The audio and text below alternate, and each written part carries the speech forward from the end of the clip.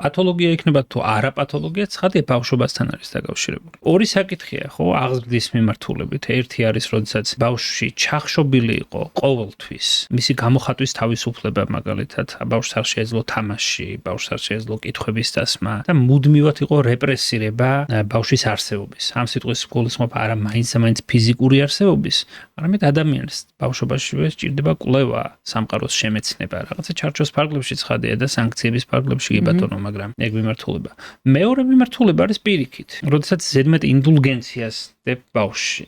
როდესაც ამიტომაც ხშირად მე პირადად რაღაცნაირად ვეწინააღმდეგები ბავშვთა კონკურსებს, მაინც რა.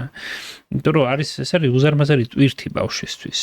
მოგვიანებით მე ჩვენ დასრულობაში შეგვიძლია ავად თუ კარგად ეგ ტვირთი ჩამოხსნათ, მაგრამ ესე იგი ერიხ ფრომი იყო ასეთი ფსიქოანალიტიკოსი ამბობდა ასეთ რაღაცას, რომ დედის სიყვარული და მშობლების სიყვარული მამისაც კი ბატონო არის ისეთი რაღაცა, რაც ბავშვს უნდა კონდეს განცდა, რომ არის მისი და მორჩა. ზედმეტ ინდულგენციას გულისხმობ, რომ თუ ბავშვობიდან არის ის რომ ვიღაცა არის ყველაზე ნიჭიერი, ყველაზე მაგარი. არ ბავშვი ამ ნიღაბთან იგივდება და მისი მოხსნა ძალიან რთულია ხოლმე. ანუ ძვირფასი არა იმისთვის რომ არის ადამიანი, არამედ იმისთვის რომ არის ყველაზე მაგარი, ყველაზე ნიჭიერი. მეორე მხრივ მაგას ეძახიან მშობლების ნარცისულ გაგრძელებას.